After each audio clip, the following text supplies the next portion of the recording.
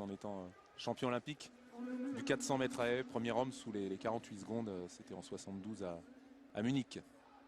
Et puis Chemlal est ici au premier plan, mais côté marocain, on suivra surtout le 7e des derniers Jeux, Hamid Edzine.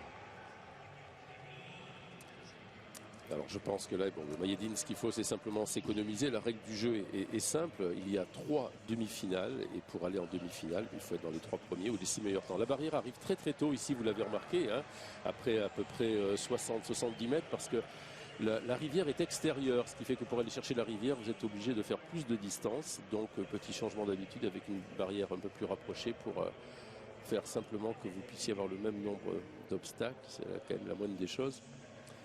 Sur ce 3000 mètres steep. Voilà, c'est Kiplagat qui a pris les choses en main. Alors, si vous prenez bien sûr Mayedine, Moutaï et puis Kiplagat, c'est à peu près les 3 favoris, je dirais. Il faudra quand même faire attention à Taher du Bahreïn avec cette fille qui a fait 8-6 et peut-être pour se qualifier s'il est en grande forme, Moulera qui un jour l'Espagnol a fait 8-13 même s'il en est loin cette saison. Les 3 premiers, hein, plus les 6 meilleurs temps. Mayedine qui a battu le record d'Europe à Paris, en flirtant avec les 8 minutes 9 centièmes devant, c'était Kemboy qui lui servait presque de lièvre. On a senti que Kemboy ce jour-là voulait emmener son copain Mayedine vers le record parce qu'il était devant et puis c'était aussi une question de faire briller le 3000 mètres steeple. Voilà, Mayedine Makissi, il est facile à reconnaître, c'est le plus grand avec le maillot, je dirais, bleu foncé, une fois n'est pas coutume, c'est le maillot de l'équipe de France de SAR 465, c'est le plus grand, voilà, vous ne pouvez pas le rater dans ce peloton. Son rôle n'est pas de mener, c'est même un petit peu surprenant d'ailleurs, je trouve que Kiplagat mène ainsi, mais bon, il est à l'aise. Il peut, s'il est visiblement pas en sur-régime, il voit parfaitement bien l'obstacle parce que quand on est en peloton, c'est pas évident. Donc, je veux dire, il n'y a pas le feu, c'est aussi une stratégie qui se comprend. Voilà. Extérieur maintenant pour aller chercher la rivière. Ouais, vous voyez aussi, alors ça c'est un petit peu nouveau, d'habitude c'est dans les derniers tours qu'il passait la rivière sans prendre appui en franchissant comme une barrière, mais vous voyez que maintenant dès le deuxième tour ça se fait aussi ainsi. Il faut quand même donner une sacrée impulsion. Mettez-vous un jour à regarder de profil la fosse de Steep et regardez, vous verrez qu'il vous faut une foulée de 5 mètres hein, quand même entre l'impulsion et la réception. Ouais, c'est quoi? C'est 5 mètres entre oui, mais il y a la barrière et... Oui, mais il y a l'impulsion à donner. Hein, il y a l'impulsion à donner un petit peu avant la barrière quand même. Hein, et vous verrez la foulée gigantesque que cela fait. Là, bien sûr, ça fait un petit peu flop parce qu'ils n'ont pas voulu pousser trop. Mais en finale et en accélération, ça vous fait une foulée violente extraordinaire. Parce qu'il faut faire la reprise derrière, c'est pas évident. 2,44. Alors 2,44, bon, c'est simple, on est sur les bases à peu près quelque chose près de 8,15. Hein. Un peu rapide quand même. Non, vous savez, ils sont habitués, mais je vous dirais simplement que oui, en série des Jeux de Londres, Mayedine Mekissi avait gagné sa série en 8,16. Mais c'est vrai que les autres séries, c'était couru en 8,20 et 8,29 pour Kipruto qui avait gagné la sienne. Hein. Le Britannique Morse.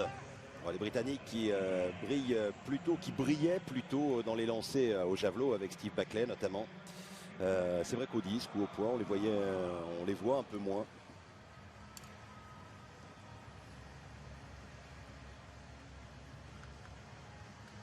La rotation et puis vraiment la phalangette hein, pour éjecter.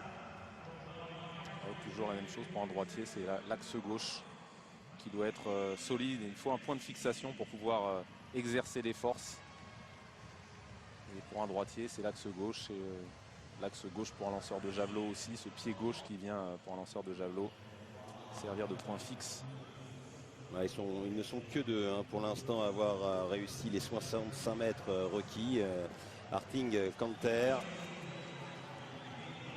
Là aussi, ça s'approche avec...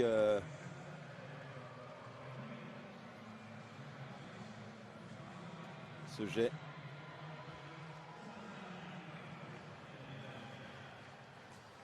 La Pologne qui bien évidemment s'appuiera, j'allais dire, pas exclusivement, mais surtout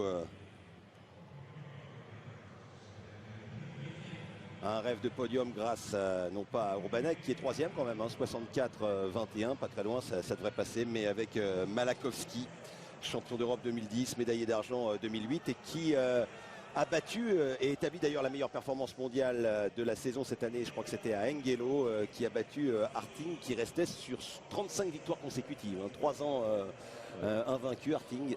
Ouais, mais oui. Il y a des longues séries comme ça en lancé. Perkovic aussi qui est invaincu depuis pas aussi longtemps, mais depuis juillet, oui, depuis 14 mois. Valérie Adams aussi au lancer quand certains athlètes prennent le leadership, c'est très très dur de les déboulonner. Voilà, en troisième position, Mehdi Mbekissi. Donc il a compris, il est à son train, il a son petit décalage pour mieux voir l'obstacle. Il veut viser absolument la qualification, mais sans point trop lâcher de force. J'imagine que c'est Moulera derrière l'Espagnol qui le suit comme son ombre, qui se dit c'est l'homme à ne pas lâcher. Voilà, regardez le passage dont je vous parlais. Mayedine a mis légèrement le pied, lui, pour trouver un meilleur équilibre.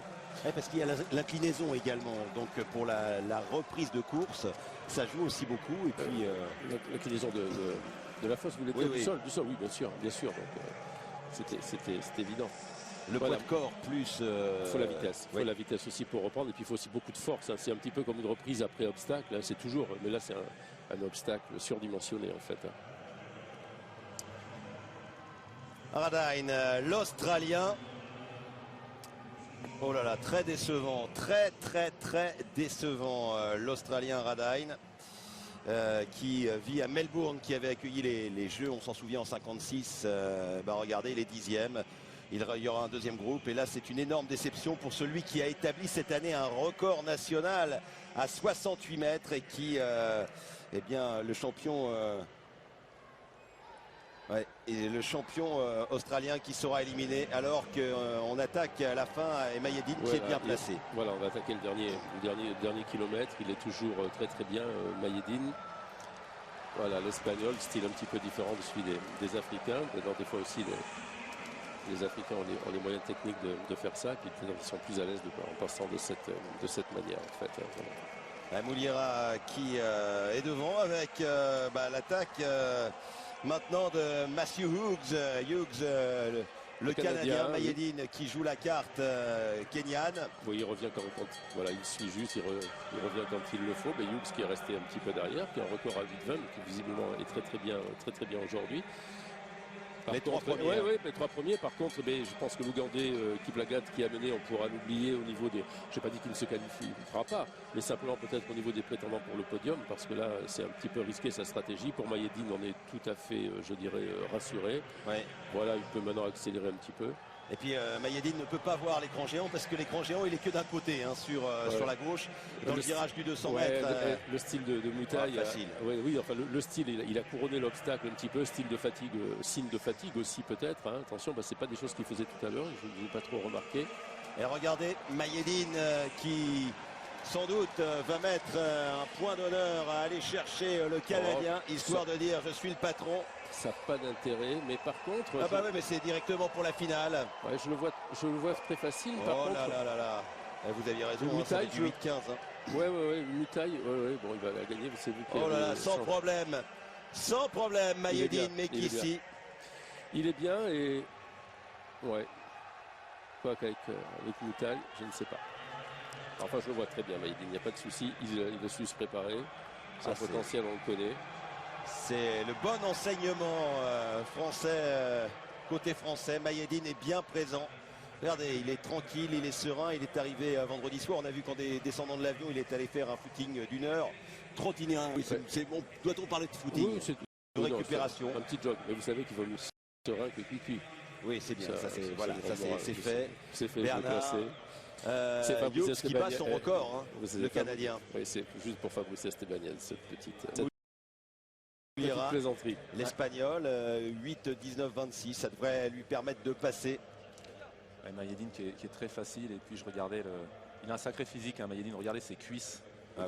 Pour un demi-fondeur, pour ceux qui, une fois de plus, qui oublient aussi que de temps en temps il faut renforcer musculairement. Regardez les cuisses de Mayedine, c'est un coureur de 3006 qui pourrait courir plus long, bien sûr. Et alors Stéphane, le style de Moutaï sur l'obstacle, oui, c'est un style bien à lui.